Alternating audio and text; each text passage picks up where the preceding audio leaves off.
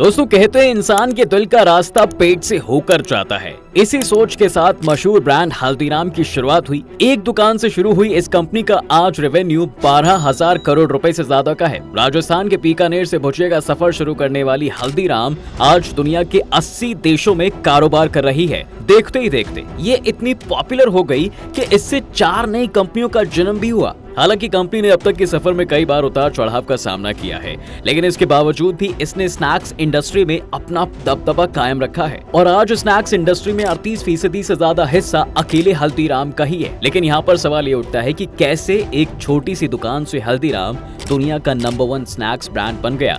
हल्दीराम की ये चटपटी कहानी बड़ी ही दिलचस्प होने वाली है। जानना चाहते हैं तो चलिए आजादी से पहले के सफर पर। जगह राजस्थान का बीकानेर, जहां बरसों पहले मारवाड़ी परिवार से आने वाले भीकाराम अग्रवाल ने एक छोटी सी चाय नाश्ते की दुकान खोली और इस काम में उनका हाथ बटाते थे उनके 11 साल के पोते, जिनका नाम था गंगा बिशन जी अग्रवाल, जिन्हें घर पर प्यार से सब हल्दीराम बुलाते थे। इसलिए इन्हीं के नाम पर दुकान का नाम रखा गया हल्दीराम भुजिया वाला। दादा की दुकान में काम करने के पीछे हल्दीराम का एक ही मकसद था कि वह ये सीख सकें कि आखिर भुजिया बनती कैसे है। छोटी सी उम्र में ही उन्हें अपनी कंपनी खोलने का शौक था, इसलिए जब भी भुजिया बन रही होती वह बड़े ध्यान से देखा करते। उनकी दुकान पर भुजिया चने के आटे और बेसन से बनती थी। लोगों को वह पसंद भी खूब आ रही थी और जैसे तैसे परिवार का गुजारा चल ही रहा था। लेकिन हल्दीराम को उस भुजिया में कुछ खास मजा नहीं आता था। वह उन्हें बाकी कंपनियों की भुजिया जैसी ही लगती थी। हल्दीराम को उसमें कुछ अलग स्वाद चाहिए था, कुछ ऐसा जिसका टेस्ट किसी से ना मिलता हो, जो बाकी ब्रांड्स और दुकानों की भुजिया से काफी अलग हो, यानी ऐसी भुजिया जिसके फ्लेवर्स अनोखे हों। खैर, कुछ ही बरसों में हल्दीराम के दादा की दुकान का बीकानेर में अच्छा खासा नाम होता चला गया। इधर हल्दीराम ने भी अपनी भुजिया बनाने की कोशिश जारी रखी। उन्होंने इसे बनाने में कई बदलाव किए, अलग अलग मसालों और सामानों के साथ भुजिया बनाई। काफी मशक्कत के बाद आखिरकार उनका तीर निशाने पर लग ही गया, यानी वो ऐसी भुजिया बनाने में कामयाब रहे जो उन्हें पसंद आ गई। वहीं लोगों को उनके नमकीन का स्वाद पसंद आने लगा। हल्दीराम ने इसमें बेसन की जगह मोठ दाल से बने आटे का यूज किया, जिससे स्वाद भी बढ़ता चला गया और ग्राहक भी। भुजिया और नमकीन को लेकर उन्होंने जो एक्सपेरिमेंट किया था वो सफल रहा। अब उनकी मनपसंद भुजिया बन गई तो साल 1937 में उन्होंने खुद की अपनी एक कंपनी खोल ली, जिसका नाम हल्दीराम भुजिया वाला ही रखा गया। उन्होंने अलग अलग तरह की भुजिया बनानी शुरू की, कोई पतली तो कोई मोटी, लेकिन जो सबसे ज्यादा हिट रही वो थी हल्दीराम की एकदम पतली भुजिया। लोगों को उसका चटपटा और क्रिस्पी स्वाद खूब पसंद आया। लोगों को स्वाद तो पसंद आ ही रहा था, लेकिन यहाँ पर एक दिक्कत थी कि बाजार तक उसकी पहुंच बढ़ नहीं पा रही थी। बिशन जी अग्रवाल यानी हल्दीराम भले ही 8वीं पास थे, लेकिन उनके पास मार्केटिंग स्किल्स गजब की थी। मार्केटिंग बढ़ाने के लिए उन्होंने 2 जबरदस्त काम किए। पहला तो उन्होंने भुजिया का नाम बीकानेर के महाराजा डूंगर सिंह के नाम पर रख दिया, यानी डूंगर सेव रख दिया, और वह अपने नाम की वजह से सीधे महाराजा से कनेक्ट हो गई। डूंगर के नाम जोड़ने के बाद भुजिया का नाम तेजी से फैलने लगा और अब बीकानेर के महाराज हल्दीराम के अनडिक्लेयर्ड ब्रांड एम्बेसडर जो बन चुके थे। लोगों को लगा कि शायद राजा डूंगर का इस भुजिया से कोई रिलेशन जरूर है और लोग सिर्फ नाम की वजह से ही भुजिया खरीद लेते। और दूसरी वजह थी इस डूंगर सेव के दाम। हल्दीराम ने इस नमकीन की कीमत 5 पैसा प्रति किलो रखी, जबकि उस वक्त बीकानेर में भुजिया का रेट 2 पैसा प्रति किलो ही था। अब चूंकि महाराजा के नाम वाली भुजिया महंगी थी तो ग्राहकों ने समझा कि ये प्रीमियम क्वालिटी की होगी, इसलिए लोग भर भर कर इसे खरीदने लगे। 1941 आते आते बीकानेर के आसपास तक हल्दीराम की भुजिया का स्वाद फैल चुका था। हल्दीराम की भुजिया ने कमाई के सारे रिकॉर्ड तोड़ दिए थे।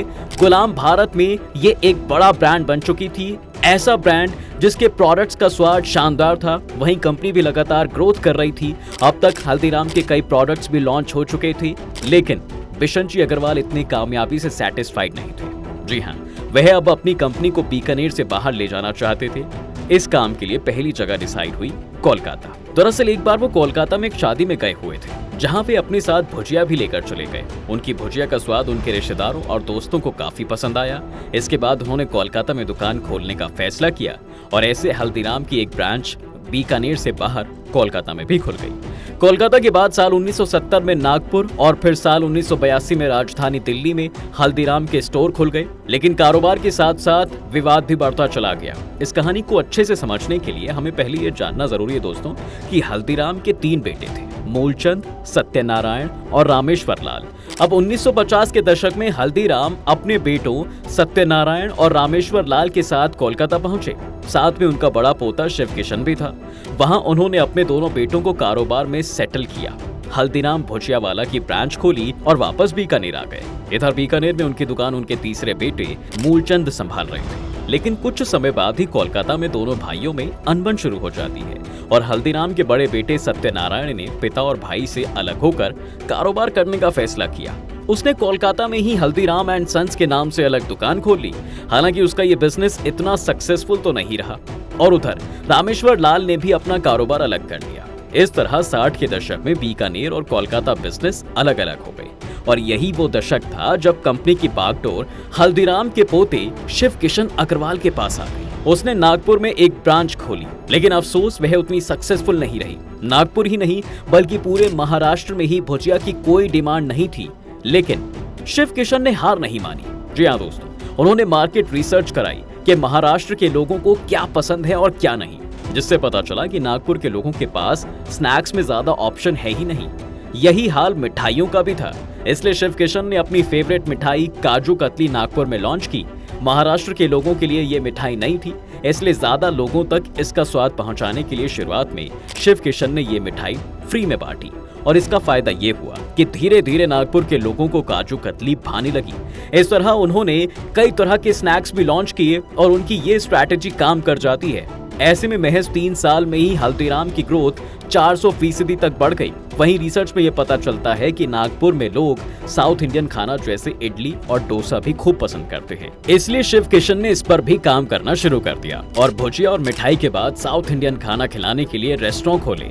इसके बाद उन्होंने समोसा, कचौरी और छोले भटूरे को भी अपने मेन्यू में शामिल किया। अब तक हल्दीराम ब्रांड की दुकानें 3 जगह खुल चुकी थी, पहला बीकानेर, कोलकाता और फिर नागपुर। इसके बाद साल 1973 में मूलचंद के बेटे मनोहर लाल अग्रवाल ने फैमिली बिजनेस ज्वाइन कर लिया। अब वो कहावत तो आपने सुनी होगी कि एक से भले दो, ये फॉर्मूला यहाँ भी हिट हो गया। मनोहर और उनके भाई मधुसूदन ने मिलकर साल 1982 में दिल्ली के चांदनी चौक में हल्दीराम का स्टोर खोला।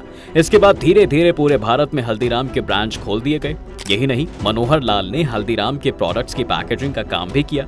दरअसल 1990 से पहले हल्दीराम अपने प्रोडक्ट बिना किसी स्टैंडर्ड पैकेजिंग के बेचा करता था। मनोहर लाल ने इसे बदल दिया। हल्दीराम वह पहली भारतीय कंपनी थी जिसने पैकेजिंग और प्रोडक्ट की प्रेजेंटेशन पर खास ध्यान दिया। इससे न केवल ब्रांड को लेकर जागरूकता बढ़ी, बल्कि हल्दीराम लोगों के बीच ज्यादा भरोसेमंद और पॉपुलर भी बना। और इसी के साथ ही हल्दीराम के स्टोर पहले बड़े शहरों पर, फिर उसके बाद छोटी जगहों पर भी खोले गए।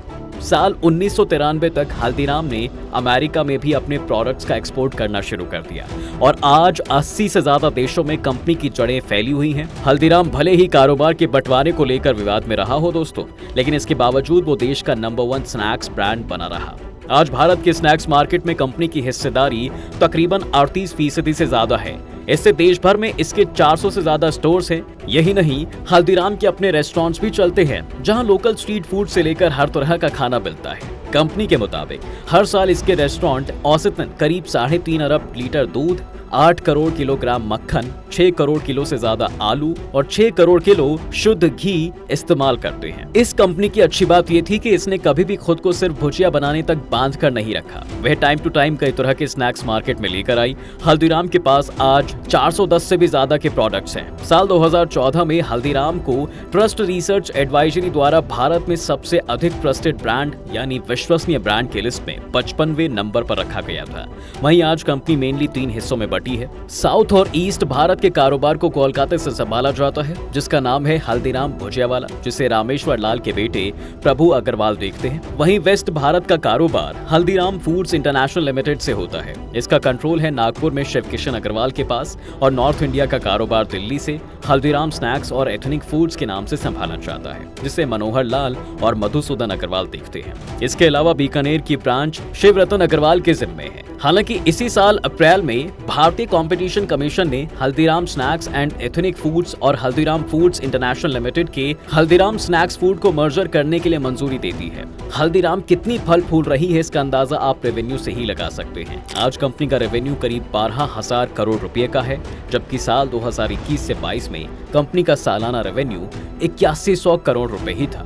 वहीं कुछ समय पहले एक खबर ये भी उड़ी थी कि टाटा समूह की company Tata consumer products Haldiram में 51% हिस्सेदारी खरीद सकती है। हालांकि हल्दीराम ने इसे महज अफवाह ही बताया है और कहा यह भी जा रहा है कि दोनों के बीच बातचीत हल्दीराम की वैल्यूएशन पर अटकी है, जो 10 अरब डॉलर मापी गई है। तो दोस्तों, आज की वीडियो में फिलहाल बस इतना ही। उम्मीद है आपको आज की इस चटपटी और मसालेदार वीडियो में काफी कुछ सीखने को मिला होगा। अगर आपको ये वीडियो पसंद आया है तो वीडियो को लाइक करें और अगर आप इस चैनल पर नए हैं तो जाने से पहले चैनल को सब्सक्राइब करना भी ना भूलें।